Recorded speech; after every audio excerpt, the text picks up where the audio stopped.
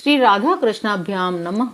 भगवान श्री कृष्ण की कथाओं का आश्रय लेने वाले भक्त जनों, मैं संध्या रानी महात्मा वेद व्यास जी एवं गुरुजनों की आज्ञा से श्रीमद् भागवत महापुराण के सप्तम स्कंद के 14वें अध्याय को आरंभ करती हूँ। अध्याय 14 गृहस्थ संबंधी सदाचार। राजा युधिष्ठिर ने पूछा, देवर्षि नारद जी, मेरे जैसा ग्रहासक्त गृहस्थ बिना विशेष परिश्रम के इस पद को किस साधन से प्राप्त कर सकता है? आप कृपा करके मुझे बतलाइए। नारद जी ने कहा, युधिष्ठिर, मनुष्य गृहस्थाश्रम में रहे, गृहस्थ धर्म के अनुसार सब काम करे, परंतु उन्हें भगवान के प्रति समर्पित कर दे, बड़े बड़े संत महात्माओं की सेवा भी करे, अवकाश के अनुसार विरक्त पुरुषों में निवास करे, बार बार श्रद्धा पूर्वक भगवान के अवतारों की लीला सुधा का पान करता रहे। जैसे स्वप्न टूट जाने पर मनुष्य स्वप्न के संबंधियों से आसक्त नहीं रहता, वैसे ही ज्यों ज्यों सत्संग के द्वारा बुद्धि शुद्ध हो, त्यों त्यों ही शरीर, स्त्री, पुत्र, धन आदि की आसक्ति स्वयं छोड़ता चले, क्योंकि एक न एक दिन ये छूटने वाले ही हैं।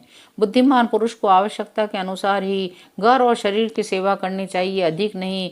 भीतर से विरक्त रहे, बाहर से रागी के समान, लोगों में साधारण मनुष्य जैसा ही व्यवहार करे। माता पिता, भाई बंधु, पुत्र मित्र, जाति वाले और दूसरे जो कुछ कहें अथवा जो कुछ चाहें, भीतर से ममता न रखकर उनका अनुमोदन कर दे।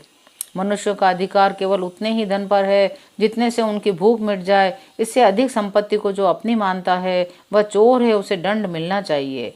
हिरण, ऊंट, गधा, बंदर, चूहा, सरीसृप, पक्षी, मक्खी आदि को अपने पुत्र के समान ही समझे, उनमें और पुत्रों में अंतर ही कितना है। ग्रस्त मनुष्यों को भी धर्म, अर्थ, काम के लिए बहुत कष्ट नहीं उठाना चाहिए, बल्कि देश, काल और प्रारब्ध के अनुसार जो कुछ मिल जाए उसी से संतोष करना चाहिए। अपनी समस्त भोग सामग्रियों को कुत्ते, पतित, चांडाल पर्यंत सब प्राणियों को यथा योग्य बांट कर ही अपने काम में लेना चाहिए। गृहस्थ को चाहिए कि प्रारब्ध से प्राप्त और पंच यज्ञ आदि से बचे हुए अन्न से ही अपना जीवन निर्वाह करे। जो बुद्धिमान पुरुष इसके सिवा और किसी वस्तु में स्वत्व नहीं रखते, उन्हें संतों का पद प्राप्त होता है। यदि अपने को अधिकार आदि यज्ञ के लिए आवश्यक सब वस्तुएं प्राप्त हों, तो बड़े बड़े यज्ञ या अग्निहोत्र आदि के द्वारा भगवान की आराधना करनी चाहिए। ब्राह्मण, देवता, मनुष्य आदि सभी प्राणियों में यथा योग्य उनके उपयुक्त सामग्रियों के द्वारा सबके हृदय में अंतर्यामी रूप से विराजमान भगवान की पूजा करनी चाहिए।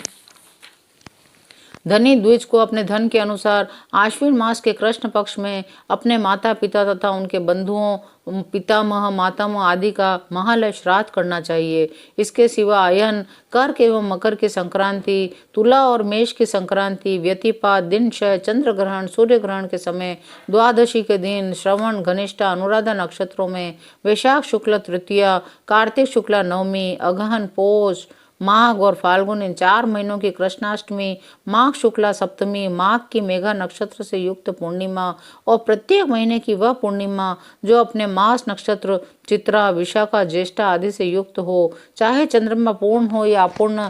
द्वादशी तिथि का अनुराधा, श्रवण, उत्तर फाल्गुनी, उत्तराषाढ़ा और उत्तरा भाद्रपदा के साथ योग, एकादशी तिथि का तीनों उत्तरा नक्षत्रों से योग अथवा जन्म नक्षत्र या श्रवण नक्षत्र से योग, ये सारे समय पितृगुणों का श्राद्ध करने योग्य एवं श्रेष्ठ हैं। अब मैं उन स्थानों का वर्णन करता हूँ जो धर्म आदि श्रेय की प्राप्ति कराने वाले हैं। सबसे पवित्र देश वह है जिसमें सत्पात्र मिलते हों, जिनमें यह सारा चर और अचर जगत स्थित है। उन भगवान की प्रतिमा जिस देश में हो, जहाँ तप हो, विद्या, दया आदि गुणों से युक्त ब्राह्मणों के परिवार निवास करते हों, जहाँ जहाँ भगवान की पूजा होती हो, पुराणों में प्रसिद्ध गंगा आदि नदियाँ हों, वे सभी स्थान परम कल्याणकारी हैं।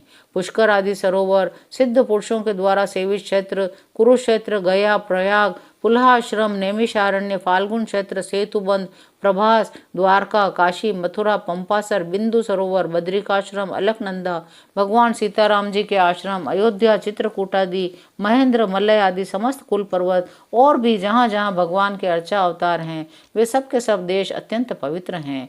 कल्याणकामी पुरुष को बार बार इन देशों का सेवन करना चाहिए। इन स्थानों पर जो पुण्य कर्म किए जाते हैं, मनुष्यों को उनका 1000 गुना फल मिलता है। त्रेता आदि युगों में जब विद्वानों ने देखा कि मनुष्य परस्पर एक दूसरे का अपमान आदि करते हैं, तब उन लोगों ने उपासना की सिद्धि के लिए भगवान की प्रतिमा की प्रतिष्ठा की। तभी से कितने ही लोग बड़ी श्रद्धा और सामग्री से प्रतिमा में ही भगवान की पूजा करते हैं, परंतु जो मनुष्य से द्वेष करते हैं उन्हें प्रतिमा की उपासना करने पर भी सिद्धि नहीं मिल सकती। युधिष्ठिर, मनुष्यों में भी ब्राह्मण विशेष सुपात्र माना गया है, क्योंकि वह अपनी तपस्या, विद्या और संतोष आदि गुणों से भगवान के वेद रूप शरीर को धारण करता है। महाराज, हमारी और तुम्हारी तो बात ही किया, ये जो सर्वात्मा भगवान श्री कृष्ण है, इनके भी इष्ट देव ब्राह्मण ही हैं, क्योंकि उनके चरणों की धूल से तीनों लोग पवित्र होते रहते हैं। 14वां अध्याय यहीं विराम लेता है, शेष अगले अंकों में। जय श्री कृष्ण।